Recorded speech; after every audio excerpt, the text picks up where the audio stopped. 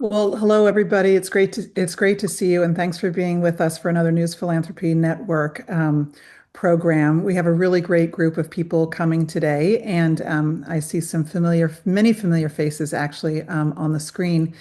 I'm really excited to introduce Joanna and Rebecca and Carrie as they kick off this discussion.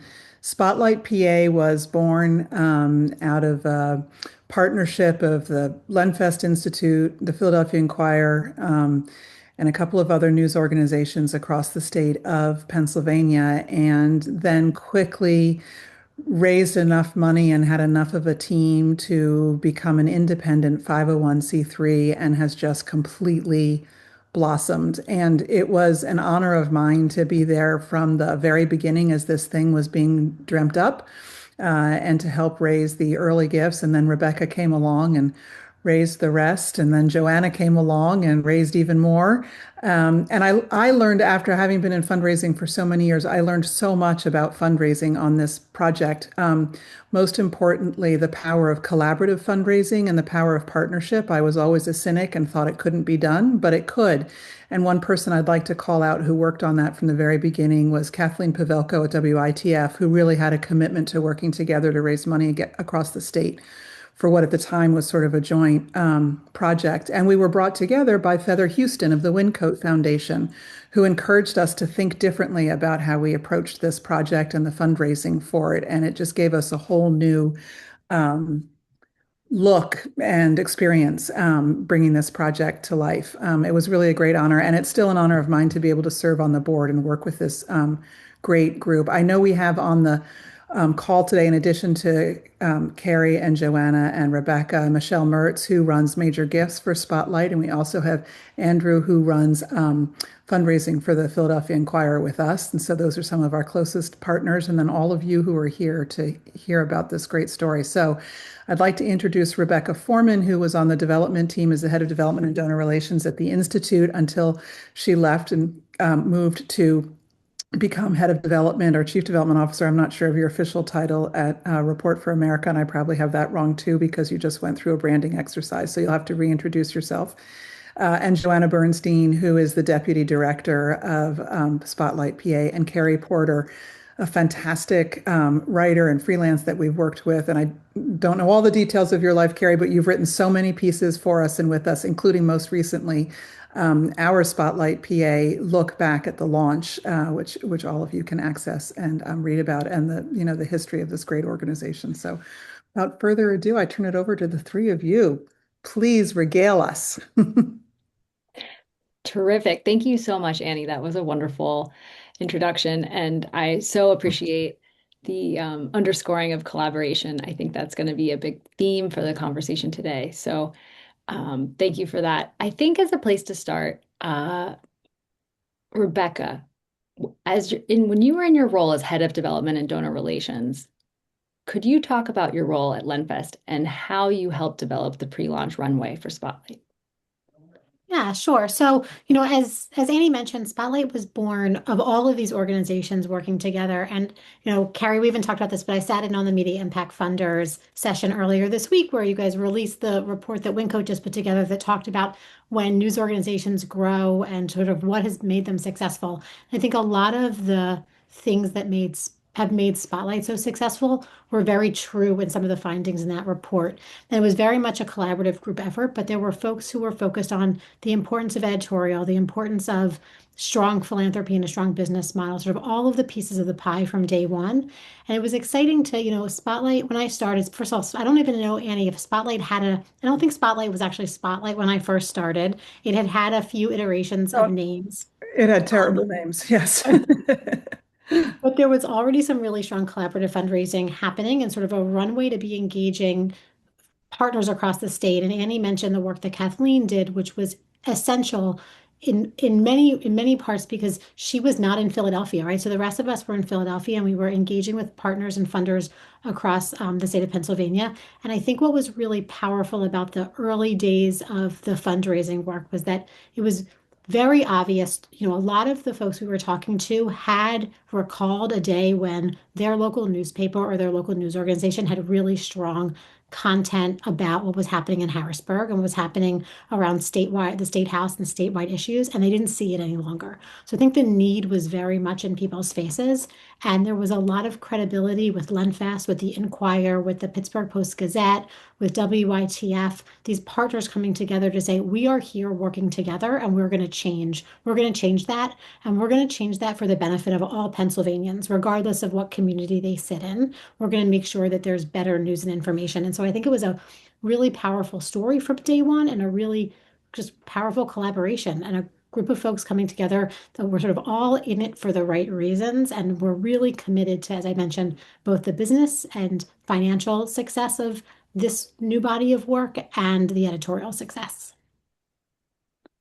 That's terrific. Thank you, Rebecca. I think one thing I remember we talked about also in interviews was the specifics of the state of Pennsylvania as like part of the pitch is when you were describing the need that as a swing state, um, as like a large state with varying regions and cities, that it was a place that required this type of reporting. And I have to imagine like that also played into how the story came together so well too. Yeah, Pennsylvania has very opaque public record, sort of right to know laws in particular. One of them, and I know Spotlight and in partnership with Reporters Committee for Freedom of the Press has done an incredible amount of work to get things uncovered. But Pennsylvania is sort of known for those very opaque laws. And we were kind of on the heels of the 2016 election. And so Pennsylvania was a pretty important player, has always been a swing state, but was a very clearly a swing state in that election. Yeah. So I think it's like it goes back to timing and in a way it's like in the same way reporters have to know their audience. It's knowing your audience, knowing the timing, knowing the story and the news peg when you're also talking when you're fundraising. I'd love to spend a little bit of time too together talking about the unique relationship that Lenfest had once Spotlight launched. So for those on the call, what happened once Lenfest had and once Spotlight actually launched, or even before that, Joanna, do you want to be the one to step in and kind of talk about the days right before Spotlight's launch and how Spotlight came to be and that, and how it worked with Lenfest? Do you want to step in and kind of share Sure. some of that? And then maybe we can talk about that relationship more. Sure. And I just want to say hi to David Martins, who joined the call from Washington State. He was a partner early on as the publisher of the York Dispatch, which was one of our first news distribution partners. And he's also a leader in action for us as one of our major donors. So thank you, David. Um, yeah, so early on, we were really incubated at the Lenfest Institute and the Philadelphia Inquirer. Our so we were all hired a few months before we started publishing. There was a partnership that was created between the Inquirer, the Pittsburgh Post-Gazette, and Penn Live, the Patriot News, which is the biggest newspaper in Harrisburg. So from day one, we were republishing our stories in the three biggest newspapers in the state, which is a really important part of our history. From there, we added other partners like York Dispatch, Scranton Times Tribune, Erie Times News, and now we have over 125 news partners and also TV partners that republish our work at no cost. So I can kind of get back to that because it's a really integral part of our success. I think that we weren't building audience, trying to build audience to a brand new site. But we were meeting readers and viewers and listeners where they were already getting their news and also hitting them with our marketing language about signing up for newsletters and donating. But from the very beginning, I was kind of part of Lenfest team and part of Spotlight PA's team. I mean, I was officially, a Spotlight PA team member reporting to Chris, but Rebecca and I, talked every day for years. I was a reporter before this. I did have some nonprofit grant writing experience, but nothing on this level. And also, as you all know, I think, nonprofit news is kind of its own thing, and the industry has grown a lot even in the last 7 years. But, that was a learning curve as well. And, I think it was really helpful to have the reporting background because I was able to mesh with the team. I was the only kind of business side person, but I was also, I also was a reporter and knew how to talk to reporters. And, I've seen in other nonprofit newsrooms a lot of clashes between kind of business side and editorial, and it's that communication and respect is really important. So that was sort of a seamless relationship at the beginning, but it was also incredibly important that I had Rebecca and Annie and Jim and Chris, and I really both learned so much from the Lenfest team. I mean, they trained us in fundraising. And so that was, for this call, I want to make sure to talk about things that are replicable by others. And I think that is a, pretty unique kind of setup.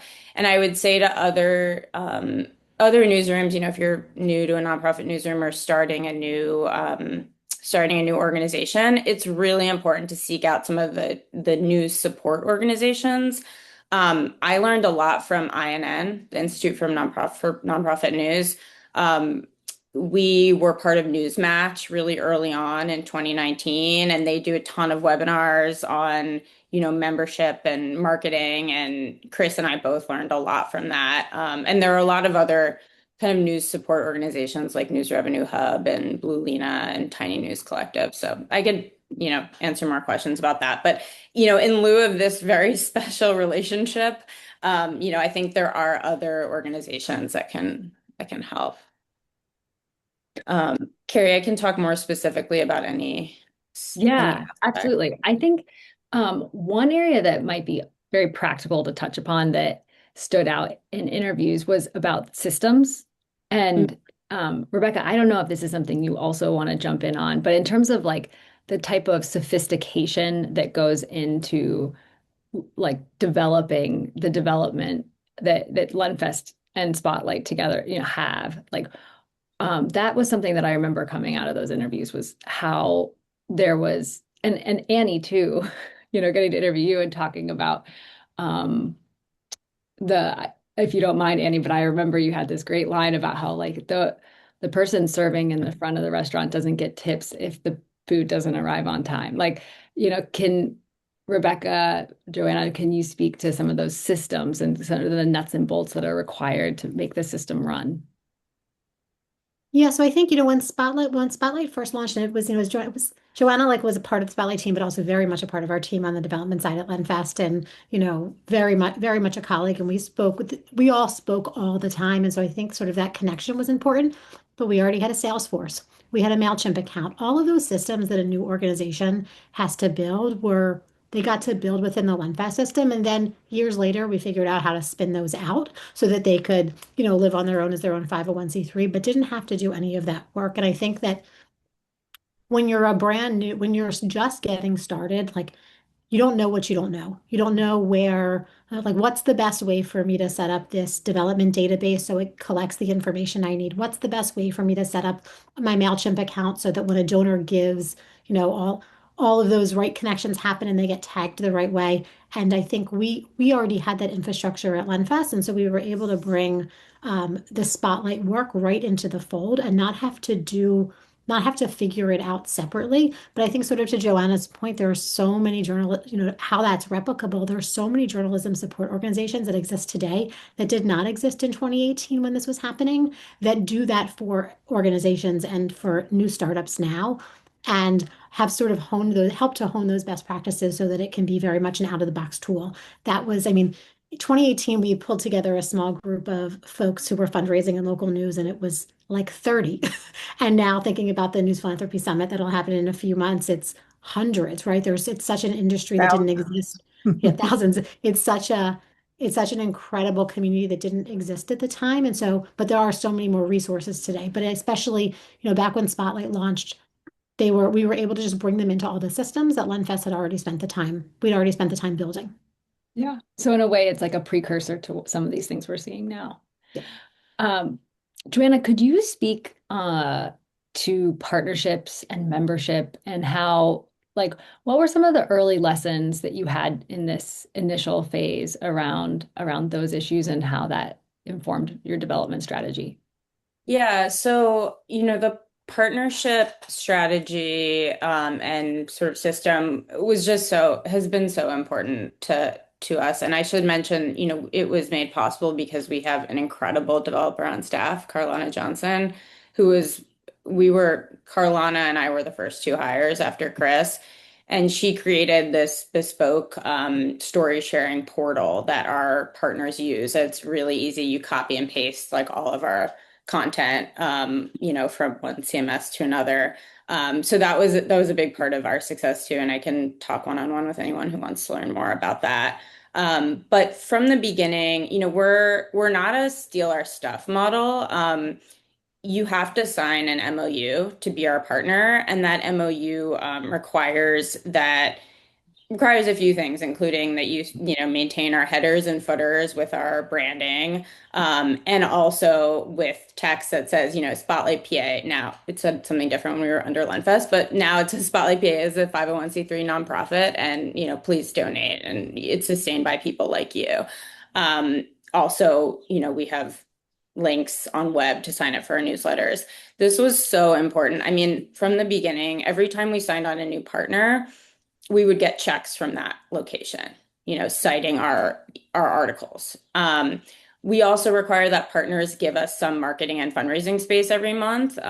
We don't always use it, but that takes the form of, a column from our editor-in-chief when we're doing a big, membership drive like Sunshine Week or Newsmatch at the end of the year. That's been really successful. It's hard to measure who clicks on the link, from a partner website, but people will mail checks with like cutouts of the column. So, this partner network and we don't charge. I know there was a question too about paywalls. Partners can paywall our content, but our content is also available for free on our website. So, readers can always get our work for free. But like the Inquirer or whomever, Times Tribune can paywall our work. Partners have also told us that like they have seen success in subscriptions off of our work. So it's beneficial for them as well. But yeah, I would say, our membership, which is really strong, that's grassroots donations under 1,000. That is the success of that so much is due to the partnership and having all of this messaging about, our work and our mission and that we're reliant on reader donations in all of these different places all over the state. Now we have over 7,000 individual donors, last year alone. We've had more all time, and those small grassroots individual donations lead to major gifts, which is Michelle Mertz, who's on the call still. I think she's the one who really built up our major gifts program. But it all started with this big pool of readers from across the state. And I should also say that, like, I think sometimes people say, why do you spend so much time on membership? Like, why is it so important to have all these people giving like $5, $10, $15? Not only do those people end up becoming major donors, some of them, but also foundations like to see that you have all of this individual support. It really shows buy-in, especially when you can say, these people come from every corner of the state, which is really the case with our donors. It shows that people are valuing the content and want to sustain it. Yeah, it's a great indicator of product market fit. So yeah, totally. And it kind of aligns also with Rebecca, what you were sharing at the very top of this call around the pitch for the thing that became Spotlight, that, it made sense. The need was there. The solution was there. So it was a matter of making it, come into being. Before we move on to when Spotlight graduated out and became its own 501(c)(3), could we just take a minute and the two of you both share a little bit about what do you think were like the key lessons that Spotlight was able to learn in building out its own development apparatus, like some of the sophistication that you really focused on? Was it in the systems? Was it in the messaging? Like if you had to, what is like a thing that really stands out to you from that period? I can. Joanna, you want to go first on this?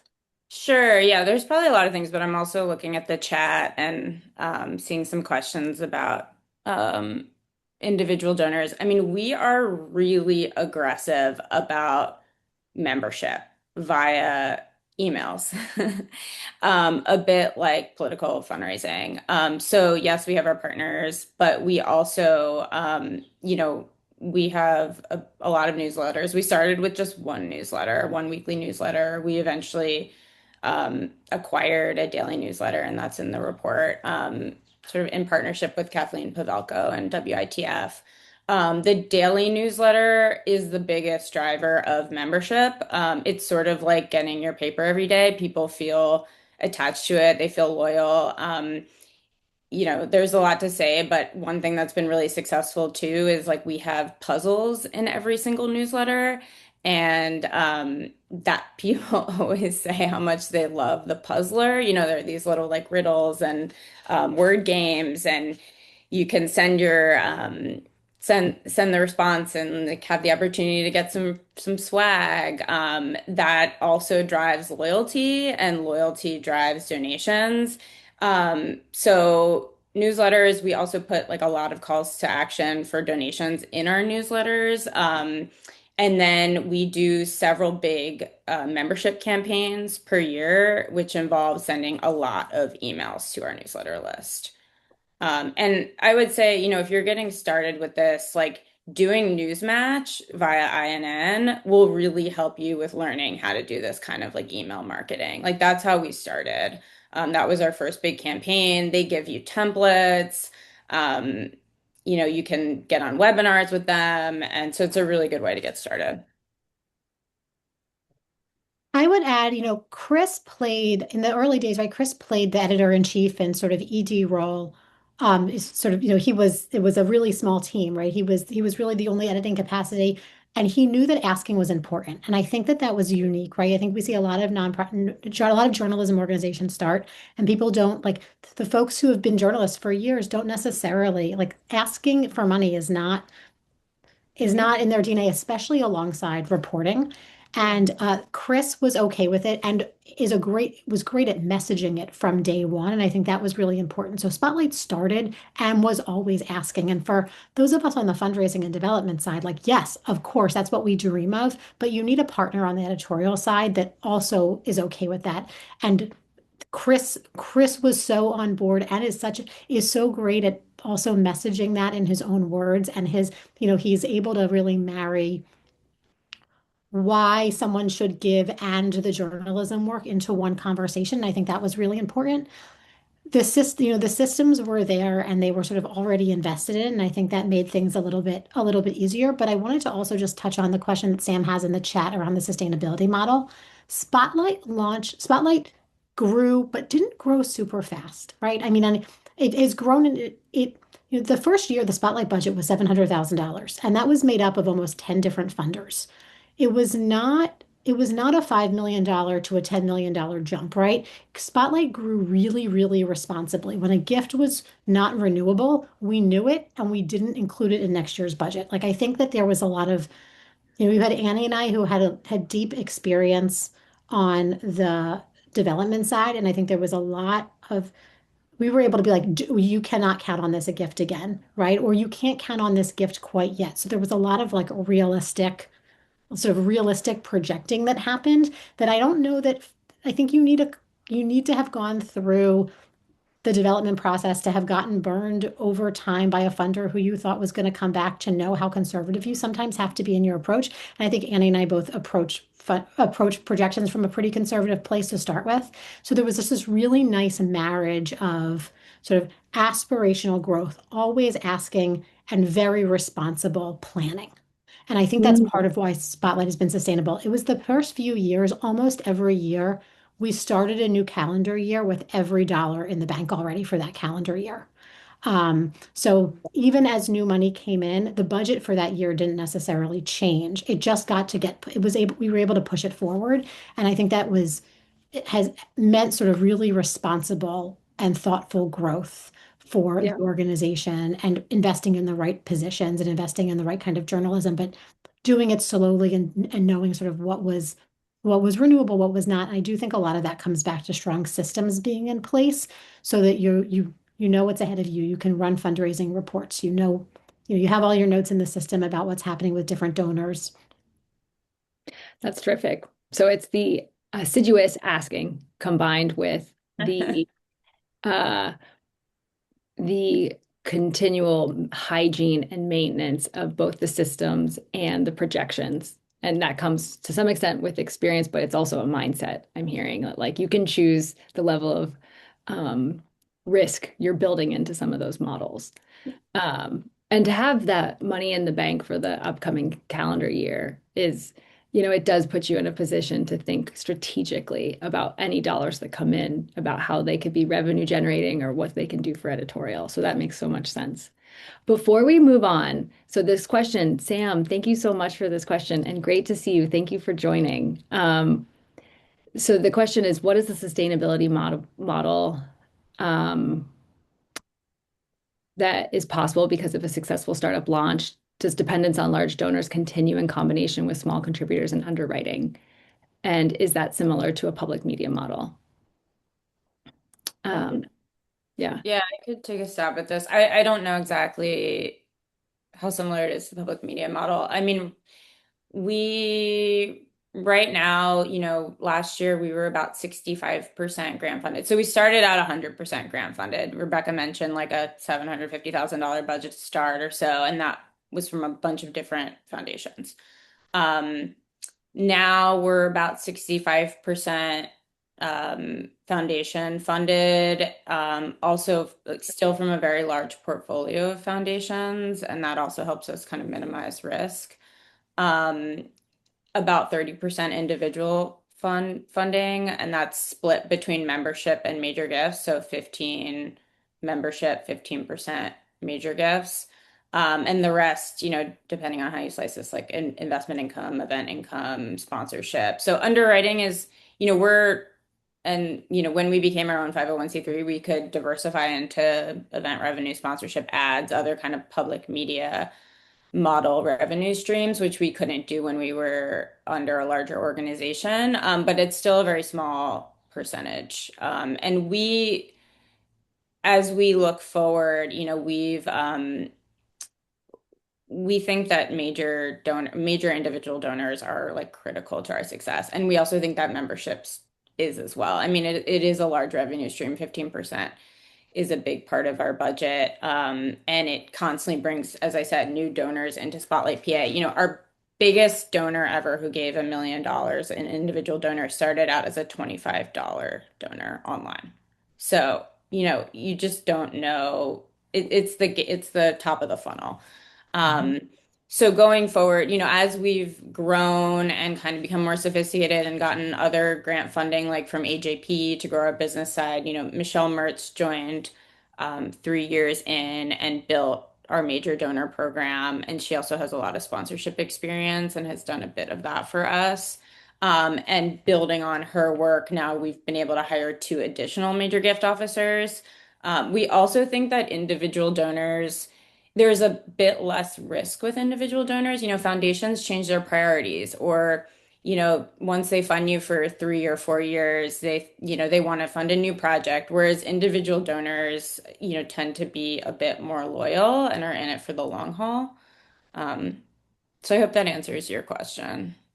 We're hoping to get to like 50% foundations and 50% individuals and other sources of revenue. That's our goal.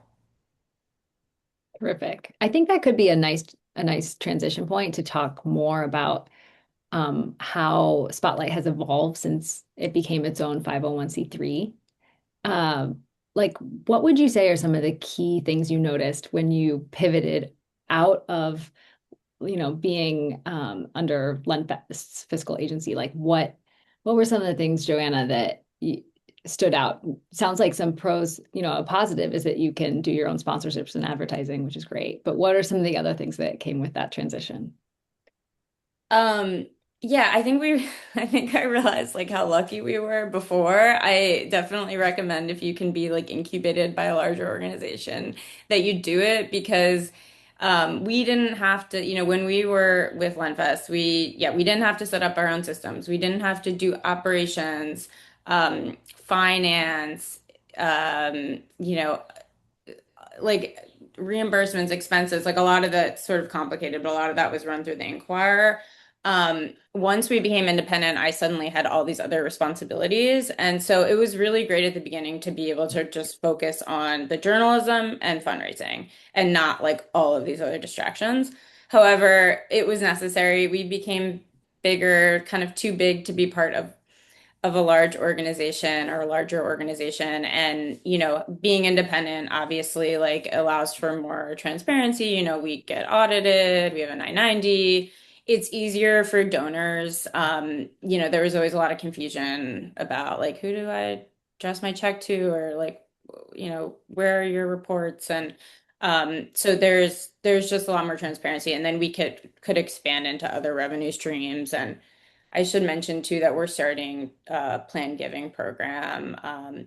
Also, we were able to have our own board. At the beginning, Lenfest was like everything. We always joked it was like Lenfest, they were our parents and we were the child.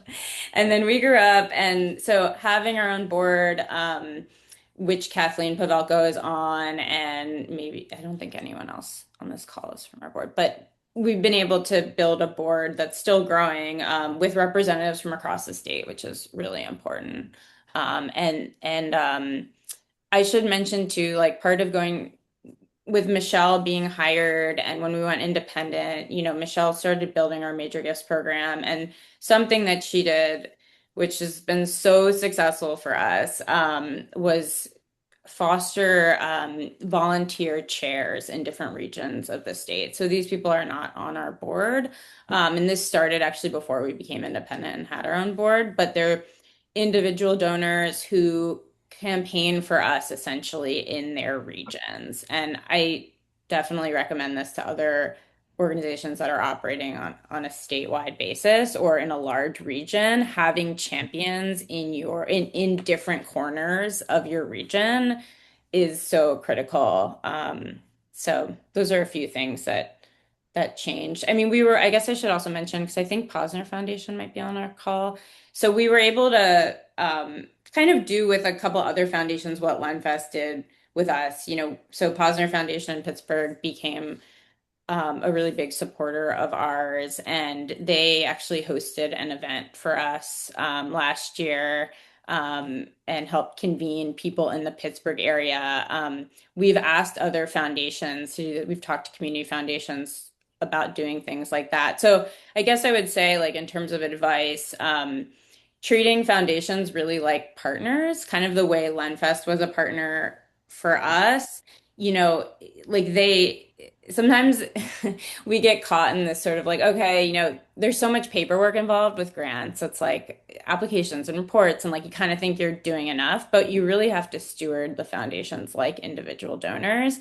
And the foundations, especially in different regions, can really be great partners. I mean, even early on, our community foundation supporters hosted listening sessions for us and I organized those. They helped me convene people because they are so rooted in their communities. And so it was a way that they could help us beyond just financial support.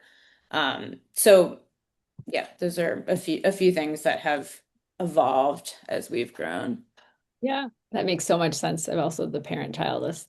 I mean, at this, but then that would make Spotlight's like definitely headed to college, if not graduate degree or something, if we continue the metaphor. Okay, so I think so with our time for the whole group, I think we'll do about 10 more minutes of like moderated questions that we have prepared and want to walk through together. And then if you could get your questions ready, we'll have about 10-ish minutes, 10 to 15, to take those additional questions. I think it would be wonderful if Rebecca, if you want to take this as a key lesson for others to take from the experience that Spotlight and Lenfest together have had, what stands out to you about this partnership, and then how that could be replicable for those of us on the call? Yeah, so we're a lot of cooks in the kitchen, and that is not easy, right? Like what do they say? Like if you want to go fast, go alone. If you want to go far, go together. And I think that is very much true of Spotlight's sort of incubation and growth. There were often, especially in those early days, there was the Spotlight team, there was a Lenfest team, there were the Inquire, handfuls of news organizations across the state. There were just a lot of hands in the pot. Um, and so sometimes I think the work felt slower or it just felt harder, right? We were like, you were trying to work out this new partnership model that was very different than anything that we had seen elsewhere. So we were sort of charting our own path, and everyone's in it for different reasons, right? Lenfest was a nonprofit. The Inquirer is a commercial business. The Pitts, all different ownership structures between the different news organizations. It was just a lot. But I think everybody was there because they wanted to see Pennsylvanians have access to more and better journalism about what was happening in the state capitol. And I also think, so Spotlight launched in the summer-ish of 2019, and then COVID happened a few months later. And it was Spotlight's existence became so essential for these news organizations that they were partnering with, because so much of what was happening to people at home was being influenced by what was happening in the state capitol. And now there was a press corps that had not been there that was keeping an eye on this. And so I think there were sort of there was some fortuitous timing in that. Um, but I think partnership is hard. It makes it harder, and it made it so much better. And I think it has been, and it was an important part of like the staying power. I also think that for those of us who were in the mix of this early work, we knew individually what our strengths were, and we knew what where we didn't have expertise. And so everyone was able to lean in the places where they could help. No one was carrying the water as being the only person who was doing all of it, right? It was not a one person show. It was really a team effort. And so I think there were, I mean, what brand new organization starts up with an excellent editor with deep statehouse experience, a team of fund folks who have fundraised sort of in various organizations and for their whole careers. At the Lenfest team, folks who worked at the Wall Street. There's just such an incredible breadth of talent, and everyone was able to come with sort of the right pieces of the puzzle. And I think that was important. I think we all really respected, like, I wasn't going to give Chris editorial advice. Like, that's not my lane and that's not my expertise. So I Right. think we all really respected each other's expertise. And even when it was hard, it was great. Yeah, that's terrific. The other thing, I think something that came up a lot in interviews for the case study was around the partnership and the collaboration, both like it fit the message, like it helped strengthen the message, it generated credibility for all the partners, it helped create its own not exactly flywheel, but like it was a virtuous circle. Like it all made sense and worked together, even though to your point, like it is hard and takes longer. But I think that collaboration in every phase of Spotlight's, existence has been such a key theme. And also just something else, if I can underscore, is like some of these things we take for granted in 2026, but like 10 years ago, they still were pretty new. We were still kind of used to a certain level of strong competition. And anyway, okay. So thank you so much, Rebecca. That was fascinating and super. Um, Joanna, I turn the same question to you. Like, what would be a key lesson for others to take from the early days of Spotlight and how it developed and also where it is now with its membership and development program? Yeah, I mean, I think, I've said a couple times, like definitely if you don't have the benefit of this kind of relationship, seek it out. Like seek it out in your existing funders who often do want to offer advice beyond just giving you money. Um, you know, there's also obviously groups like, Association of Fundraising Professionals, et cetera, on the local level, but I would definitely look at INN, Blue Lena News Revenue Hub, like our membership, like, because we were using, I don't know if you even remember this, Rebecca, but we used like a terrible platform for That horrible giving membership. power, Joe. Before we moved But to the Urban Hub, yes. yeah, and then so for the first year we were on a platform, I'm not even, I don't even remember the name, and it wasn't great. It wasn't that user friendly. This was also 7 years ago. And then we joined the News Revenue Hub, and that like changed everything because they connected all of our systems, Salesforce with our email platform, which was MailChimp, um, and Yeah, and we just totally leveled up and now we're with Blue Lena. So, there are a lot of, I definitely recommend kind of having one of these support organizations as a resource. And yeah, I mean, I guess another thing I should say, and this was in the report, like Chris kind of calls himself the chief marketing officer because he is such a marketing mind and he's been really consistent about our message from the beginning and in the early days and still like we would something that Rebecca suggested actually I remember on our first donation page was always ask for like a comment field, why are you donating today or what inspired you to donate? And like that, we still have it and it really informs our messaging. Like I remember really early on, we small things like we noticed that a lot of people said that our news was vital. And so we started mirroring that back to folks in our membership work. And we still pay attention to that. And both on the membership side and when we're out in communities talking to people. So yes, I definitely recommend asking people why they donate, including that on a donate page, and then being really consistent in language. We've noticed like donors really want us to talk about impact. I mean, some of these things seem obvious, but we trademarked like a phrase, journalism that gets results, spotlight PA journalism that gets results. So just like using this kind of language on our website, in our newsletters, headers and footers of all of our articles, in our fundraising emails, is just like thinking about all the places that you can add those calls to action and reminding readers who you are, that you're a 501(c)(3), and that you rely on their donations. Joanna, Yeah, could I add one thing to the messaging? Just because I'm thinking about what we do too, that the using donor comments as testimonials in any of your public facing documents is really helpful too, because people see, oh, Debbie J from Scranton gives. Yeah. Oh, Peter S from Philadelphia it helps make it more personal. But for us development professionals who are just slogging against raising all this money all the time, to see those really positive comments is also inspiring for us and for our colleagues in our news organizations. Because sometimes folks are worried they're going to stop subscribing if I ask for money, or they're going to, they're not going to understand, or I don't know that we should be doing this. And when you see when we started fundraising with the Inquirer, we would get notes like, oh my God, thank God, I always wanted to do more and I didn't know how to do more. This is wonderful. So it can be very, very helpful for you making the case and also for your own inspiration for your work. that's terrific. Thank you so much, Annie. It reminds me of that lovely phrase, don't ask, don't get. um, Joanna, before we turn to, there, it looks like there are some great questions in the chat that we want to get to before our time is up. But was there anything you might want to add about the membership network or how you see that as being a key lesson for the development practices at Spotlight? You mean the partnership network? Yes. What did I say? Sorry.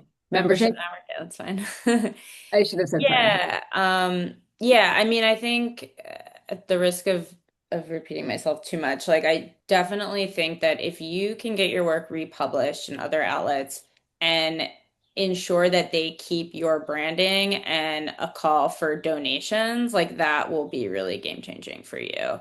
It might look like our partnership network, it might look different. At the beginning, we were like emailing out stories to partners. So now it's quite sophisticated with this whole story sharing platform and such.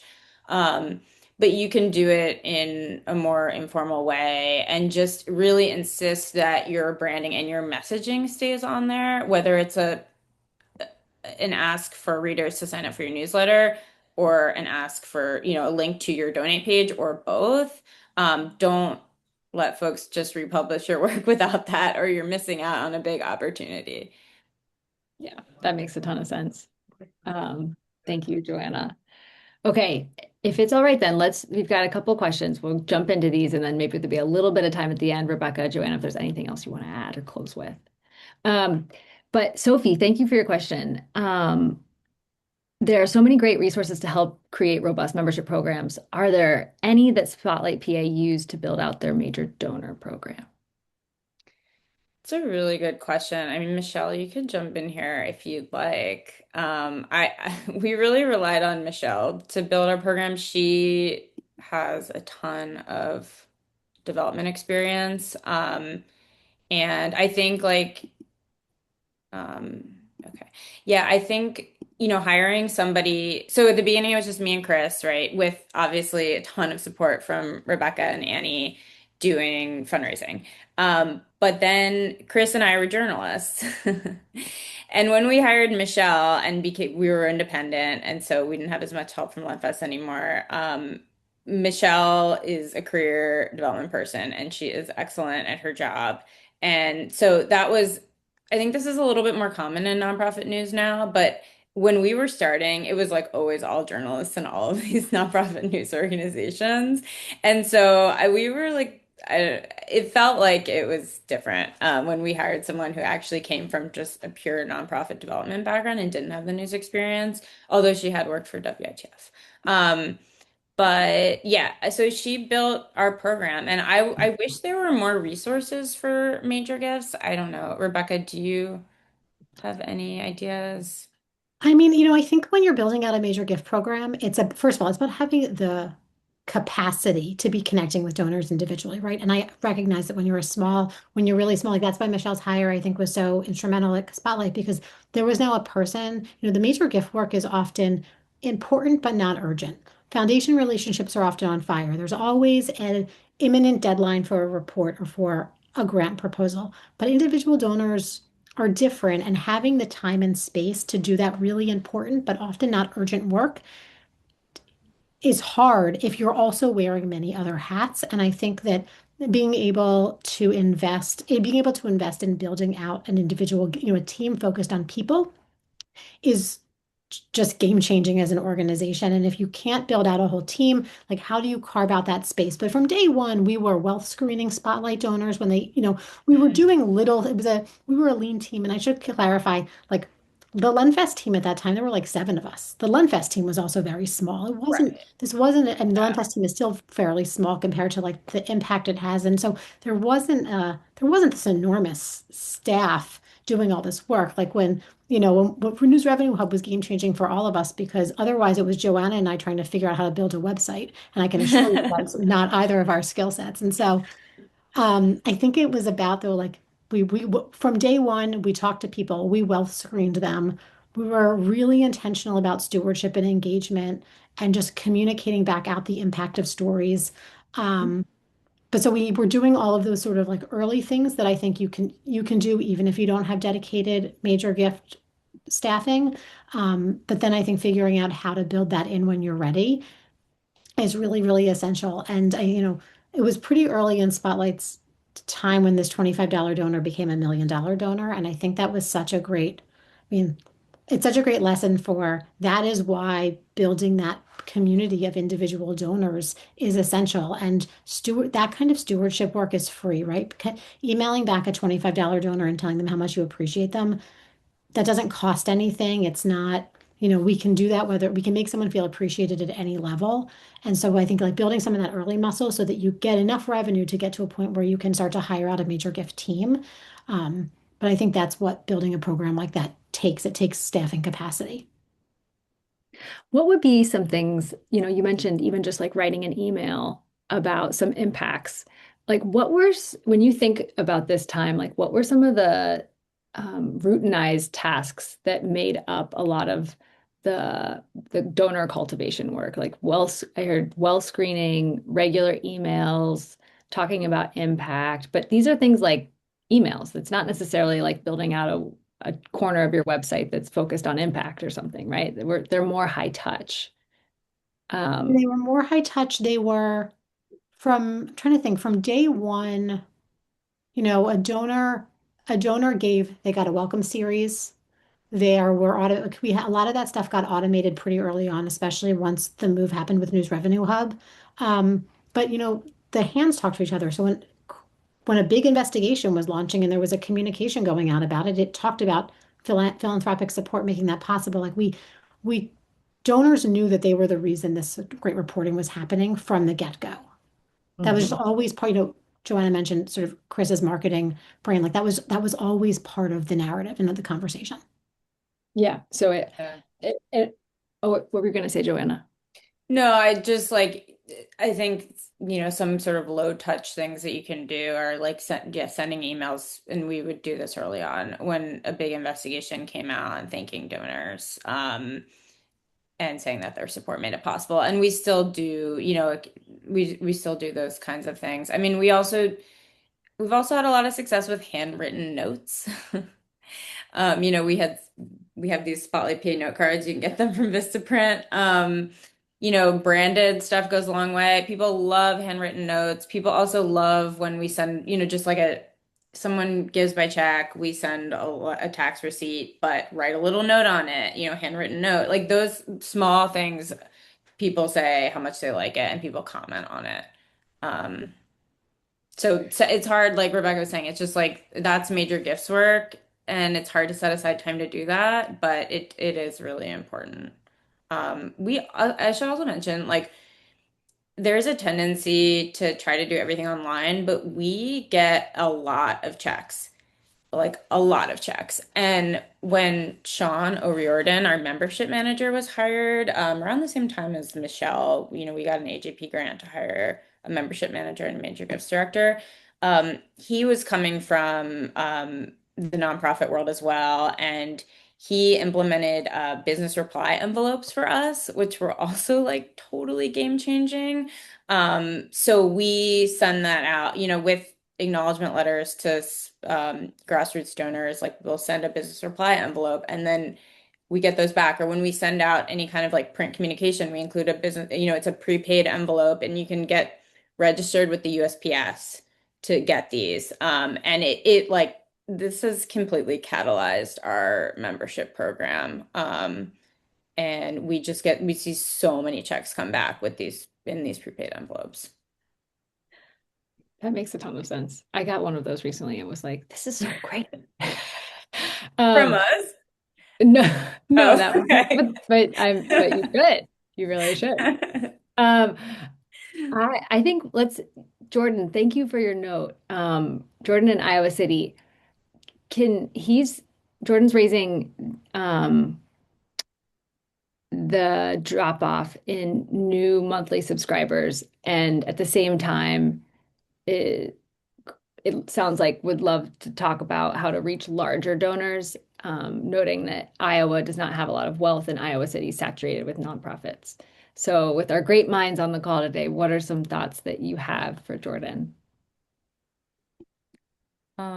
I'll start and then pass it to Rebecca. I mean, a few things, like could you talk to some of your foundation supporters and ask them to convene other people who might be interested in what you're doing or host an event for you?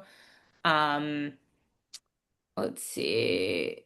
So you're 25 years in print. I mean, I don't know. I had mentioned this earlier.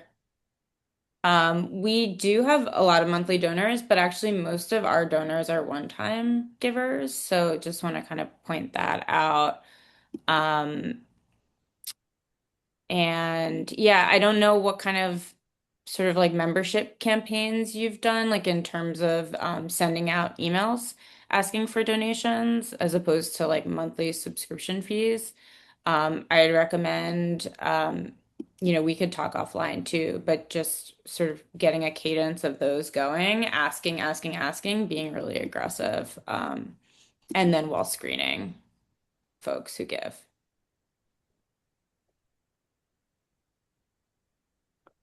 I guess from my end to think about like, yeah, I think, not everyone wants to be a monthly donor. So, and I think that as Joanna mentioned, they have lots of one-time donors, but I would go on to say many of those one-time donors give many times a year, but they just don't have an active recurring gift.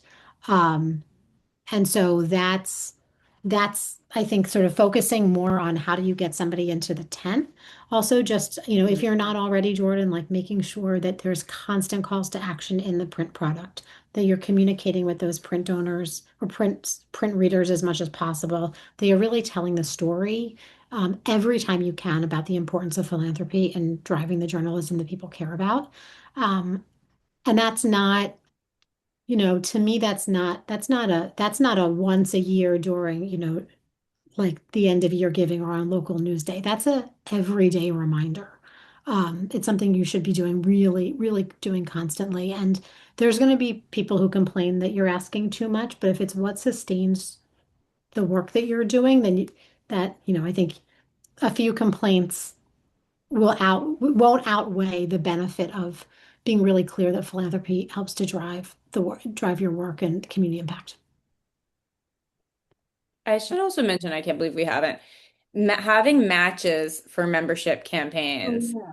are really, really important. And the Lenfest Institute has enabled us to use their grant money as match money for membership campaigns. News match at the end of the year, if you participate in that. Also, like if you're a smaller organization, you can get match money. This really drives people to donate. So if you have a local foundation supporter, say a community foundation that's interested in supporting you, asking them if you can leverage their gift as a match for a membership campaign will go a long way. And it also shows individual donors that that you're supported by institutions, that, other people are supporting you.